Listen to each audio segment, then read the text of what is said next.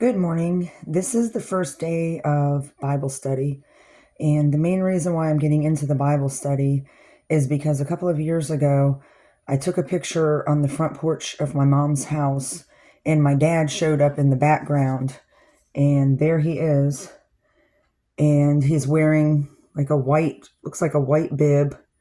You can see the bottom of his button-down shirt that we buried him in right there. That's the bottom of his shirt. And he was wearing some sort of white shroud, and he passed away from a heart attack. So it makes me feel like he's sending me a sign, letting me know that everything's going to be okay, but I need a better understanding of the Bible. So what I was going to do is read one page a day and try to understand what it's saying. And I was just going to start in the beginning, of course, with Genesis. In the beginning, God created the heavens and the earth. The earth was without form and void, and darkness was upon the face of the deep, and the Spirit of God was moving over the face of the waters. My question is, where did God come from? No one's been able to answer that question. So we're going to move on to the first day of light. And God said, "Let there be light," and there was light. And God saw that the light was good, and God separated the light from the darkness. So we have night and day. God called the light day, and the darkness he called night. And there was evening and there was morning one day. Okay, that's our first day. So where did all of this come from? Was it an energy source? I'm not sure. The second day, firmament. And God said, "Let there be a firmament in the midst of the waters, and let it separate the waters from the waters." And God made the firmament and separated the waters which were under the firmament from the waters which were above the firmament. And it was so. And God called the firmament heaven, and there was evening and there was morning a second day. Okay, so the second day he created heaven. Where did he create that from? Okay, our third day, dry land and vegetation. And God said, "Let the waters under the heavens be gathered together into one place, and let the dry land appear." And it was so. Okay, so the land that we live on, that was the third day. God called the dry land earth, and the waters that were gathered together he called seas. And God saw that it was good. And God said, "Let the earth put forth vegetation, plants yielding seed, and fruit trees bearing fruit, in which is their seed, each according to its kind upon the earth." And it was so. Okay, so day 3, we have light day and we have vegetation so that we can eat, get shade.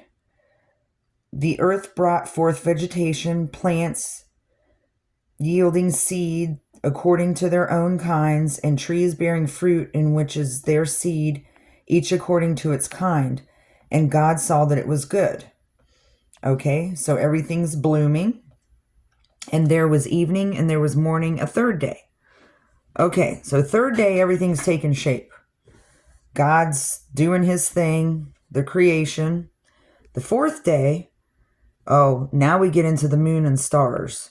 And God said, "Let there be light in the firmament of the heavens to separate the day from the night, and let them be for signs and for seasons and for days and years.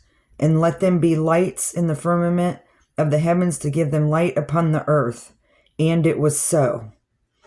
Okay, so time was invented on the fourth day of the creation. And God made the 2 great lights, the greater light to rule the day and the lesser light to rule the night. He made the stars also, and God sent them in the firmament of the heavens to give light upon the earth, to rule over the day and over the night, and to separate the light from the darkness. And God saw that it was good. And there was evening and there was morning and a fourth day. Okay, so now we have light. He has the sun now to give us light onto the earth. And then we have the nighttime with the moon and the stars. Okay. And God said, let the waters bring forth swarms of living creatures, and let birds fly above the earth across the firmament of the heavens. So God created the great sea monsters and every living creature that moves, with which the waters swarm according to their kinds, and every winged bird according to its kind. And God saw that it was good. And God blessed them, saying, be fruitful and multiply, and fill the waters in the seas, and let birds multiply on the earth. And there was evening and there was morning, a fifth day. Okay, so the fifth day we have birds and we have fish. That's the beginning of our living creatures. And then on the sixth day, and God said, let the earth bring forth living creatures according to their kinds, cattle and creeping things and beasts of the earth according to their kinds. And it was so. And God made the beasts of the earth according to their kinds, and the cattle according to their kinds, and everything that creeps upon the ground according to its kind. And God saw that it was good. Okay, so here comes our cattle and our other animals. Then God said, let us make man in our image, after our likeness, and let them have domination over the fish of the sea, and over the birds of the air, and over the cattle, and over all the earth, and over every creeping thing that creeps upon the earth. So God created man in his own image. In the image of God he created him, male and female he created them. And God blessed them, and God said to them, be fruitful and multiply, and fill the earth, and subdue it, and have domination over the fish of the sea, and over the birds of the air, and over every living thing that moves you upon the earth. And God said, behold, I have given you every plant yielding seed, which is upon the face of all the earth, and every tree with seed in its fruit, you shall have them for food. And to every beast of the earth, and every bird of the air, and to everything that creeps on the earth, everything that has the breath of life, I have given every green plant for food. And it was so. And God saw everything that he had made, and behold, it was very good. And there was evening and there was morning, a sixth day. So, on the sixth day, we were created. And it says plainly that we are supposed to take care of this earth for the food. It says, of course, we take domination, but it says right here, he has given us all the seeds for everything that we need, has given us the animals. So why is everyone trying to destroy earth? It says it right here in the first chapter of Genesis, exactly what's going on.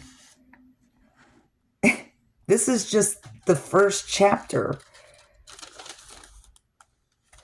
And I cannot believe how the government has taken and twisted everything.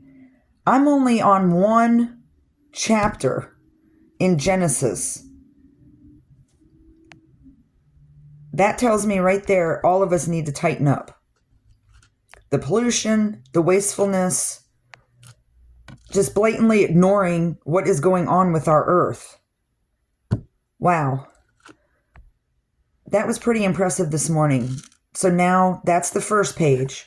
Tomorrow I will continue on the second page, second chapter of Genesis, and we'll dive into this because that's the seventh day, the Sabbath. So I'm very curious where we're going from here. But each day we're going to read a page and we're going to break it down. And right now that just opened my eyes to a lot as far as what's going on in the whole world. But I love everybody. I'm going to do this every day until we completely understand this whole book. Everyone have a wonderful day. I will talk to you soon. Bye-bye.